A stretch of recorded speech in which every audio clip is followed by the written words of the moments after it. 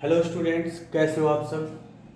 हम 10th class का chapter पढ़ रहे हैं, एरिया रिलेटेड टू सर्कल। अच्छा, अगर आप लोग मैथ पढ़ रहे हो तो मुझे लगता है कि शायद आप अच्छे मूड में होंगे। तो इसके एमसीक्यू करेंगे। पहला एमसीक्यू हमारे सामने यही है। If the sum of areas of two circles with radii r1 और r2। दो सर्कल है, इसकी रेडियस r1 है, एक दूसरा सर्कल है इसकी रेडियस r2 है, एक तीसरा सर्कल है जिसकी रेडियस r है। इसका एरिया इसके एरिया के सम इसके इक्वल है। तो हम किस कंडीशन पे आएंगे?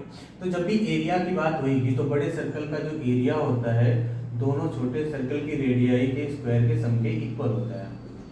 ठीक है, तो इसका मतलब हमारा बी ऑप्शन सही होएगा।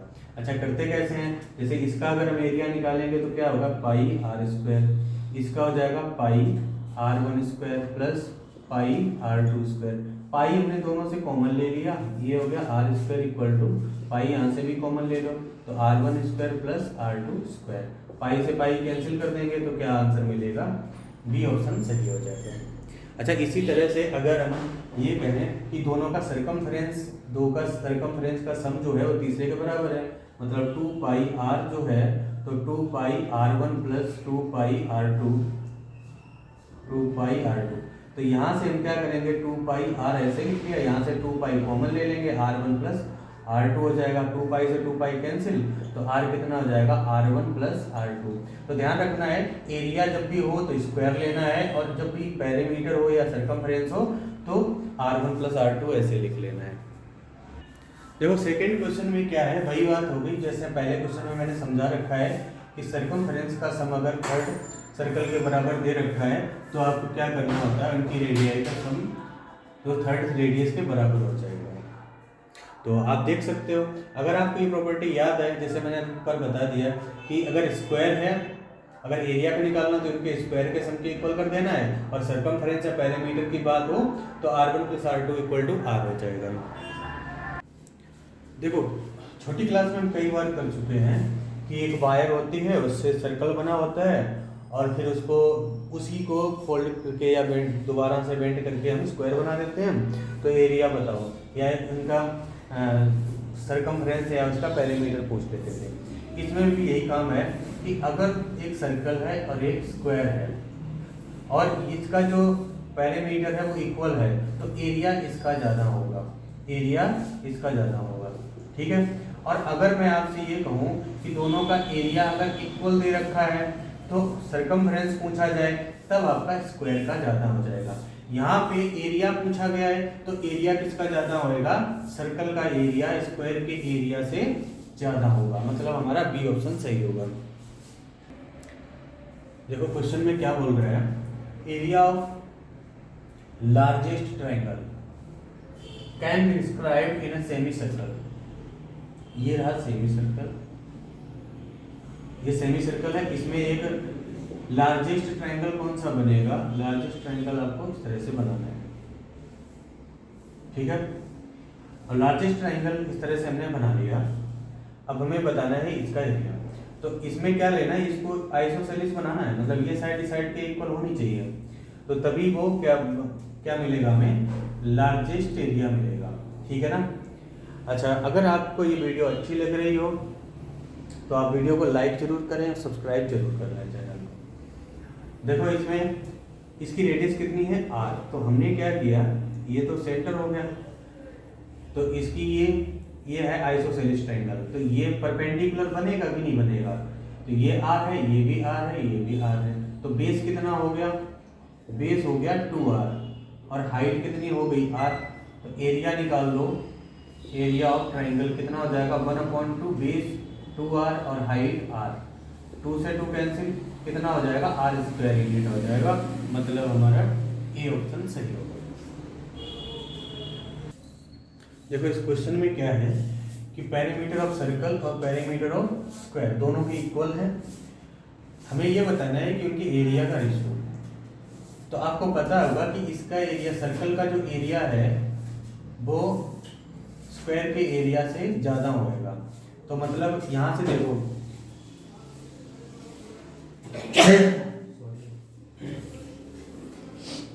यहाँ पे देखो ये ज़्यादा है हो सकता है, ये ज़्यादा है हो सकता है, लेकिन ये तो कम है, ये तो हो ही नहीं सकता। ये भी कम है, ये भी नहीं हो सकता। तो दो ऑप्शन है। अगर दो नहीं होते, अगर एक मिल जाता तो हम यहीं से डायरेक्ट टिक कर सकते थे, लेकिन दो है, अब हमें सॉल्व करना पड़ेगा। तो देखो पेरीमीटर ऑफ सर्कल क्या होता है 2πr, और स्क्वायर का कितना होता है 4a, या 4 इंटू साइड 4a ले लिया हमने। 2 into 22 divide by 7 into r equal to, और ये कितना हो जाएगा 4 इंटू ए। तो देखो इस 4 को हम इधर लाए और r को इधर ले गए, या ऐसे कर लो r अपॉन ए, और ये 4 7 आ जाएगा ऊपर, और ये 2 इंटू 22 आ गया नीचे। 2 बन जा 2 2 जा 2 से 11, ये कितना आ जाएगा 7 अपॉन 11। अब हमें चाहिए इनके एरिया का स्क्वायर रेशो। तो एरिया ऑफ सर्कल कितना हो जाएगा, सर्कल का और ये स्क्वायर का। तो सर्कल का क्या होता है पाई आर स्क्वायर, और स्क्वायर का क्या कितना होता है साइड इंटू साइड, तो साइड इंटू ए इंटू ए।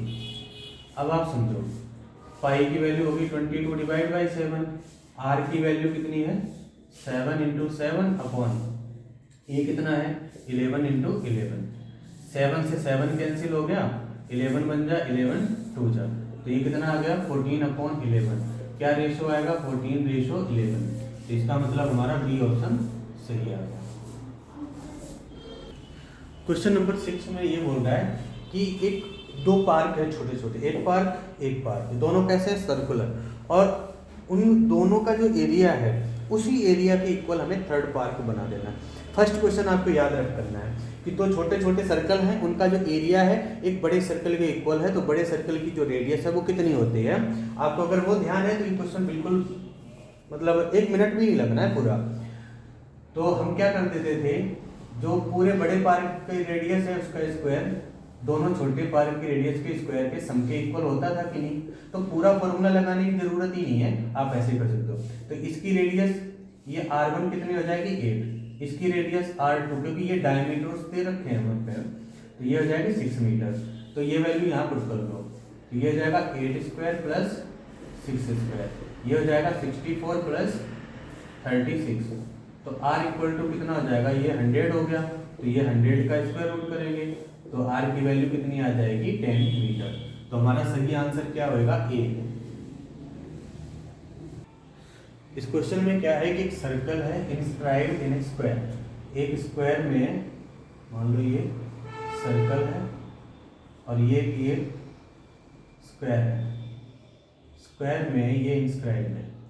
अच्छा स्क्वायर की जो साइड है वो 6 सेंटीमीटर दे रखी है। अच्छा अगर आप इसका डायगोनल निकालोगे, डायगोनल तो कितना होएगा 6√2 होएगा।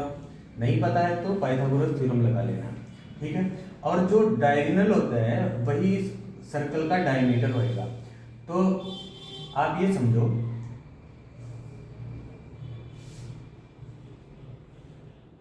नहीं, यहाँ पे तो ये सीधा ही हो जाएगा, ठीक है ना। जो इसकी साइड है वही इसका डायमीटर हो जाएगा, तो इसकी रेडियस कितनी हो जाएगी 3 सेंटीमीटर, ठीक है। अब हमें एरिया निकालना है, एरिया कितना हो जाता है पाई आर स्क्वायर, तो पाई और आर की वैल्यू कितनी है 3 स्क्वायर, तो ये कितना आ जाएगा 9 पाई सेंटीमीटर स्क्वायर। मतलब डी ऑप्शन हमारा सही आंसर। क्वेश्चन नंबर 8 में ये दे रखा है कि स्क्वायर है वो सर्कल में इंस्क्राइब्ड है इस तरह से, ठीक है। और रेडियस कितनी है इसकी 8, ये रहा सेंटर, ये मैंने डायमीटर ड्रॉ कर लिया ये, तो ये इधर 8 सेंटीमीटर, इसको मैंने ओ मान लिया ABCD, ठीक है। अच्छा अगर ये 8 है तो ये वाला भी 8 सेंटीमीटर, तो AC कितना हो गया, AC हो गया हमारा 16 सेंटीमीटर, ठीक है। अब आप इसको x मान लो, ये भी x, पाइथागोरस थ्योरम लगा के, और x की साइड x की वैल्यू निकल जाएगी आपकी, तो उसके बाद आप साइड टू साइड कर सकते हो। दूसरा तरीका ये है कि एरिया ऑफ स्क्वायर, जो स्क्वायर होता है वो एक तरह से रोम्बस भी होता है, और अगर रोम्बस होता है तो रोम्बस का एरिया कैसे निकलता है 1/2 d1 इंटू d2। तो यहाँ पे तो d1 d2 सेम होंगे क्योंकि किसी भी स्क्वायर के जो डायगोनल्स होते हैं वो इक्वल होते हैं। तो यहाँ पे क्या आ जाएगा 1/2, ये हो जाएगा 16 × 16, 2 से इसको कैंसिल किया 8 पे, मल्टीप्लाई करेंगे तो 128 आ जाएगा। तो देख लो कौन सा ऑप्शन सही है, डी ऑप्शन हमारा सही है। अगर ये तरीका ना समझ आए तो यहाँ पे आप पाइथागोरस थ्योरम लगा के पहले x की वैल्यू निकालना और फिर साइड इनटू साइड वाला तो फॉर्मूला आपको पता ही रहेगा। देखते हैं अगला क्वेश्चन। क्वेश्चन नंबर 9 में क्या दे रखा है कि रेडियस बतानी एक सर्कल की जिसका सर्कमफ्रेंस किसके इक्वल है, दो सर्कल जिसके डायमीटर दे रखे हैं उनके सर्कमफ्रेंस के सम के इक्वल है। तो इसकी मैंने R1 कितना हो जाएगा 18 सेंटीमीटर और R2 कितना हो जाएगा 10 सेंटीमीटर। मैंने क्वेश्चन नंबर 2 में क्या बताया था, अगर सर्कमफ्रेंस का सम दे रखा हो किसी थर्ड सर्कल के इक्वल तो न्यू रेडियस कितनी हो जाएगी R1 + R2 के इक्वल हो जाएगी। पूरा फॉर्मूला लगाने की जरूरत नहीं पड़ेगी और आपको आंसर मिल जाएगा कितना 28। अच्छा ये मैंने लिख भी दिया, जब आप एग्जाम में करोगे ना तो एग्जाम में तो आप देखते ही आपने सोचा कि 18 हो गया, ये 10 हो गया, बस 28 बस हो गया क्वेश्चन। इसमें आपको ना पेन चलाने की कुछ यूज ही नहीं करना पड़ेगा, आप ऐसे समझ लो। ये वीडियो का लास्ट क्वेश्चन है, क्वेश्चन नंबर 10। आप खुद पढ़ो इसको और ये देखो कि क्या इसको करने की बताने की ज़रूरत है या नहीं है।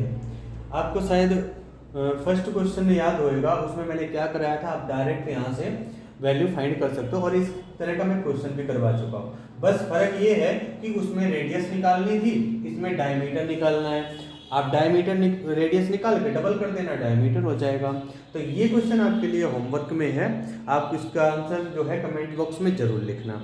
वीडियो कैसी लगी ये भी ज़रूर बताना है, चैनल को सब्सक्राइब जरूर कर लेना है और लाइक ज़रूर करना वीडियो को। Thank you.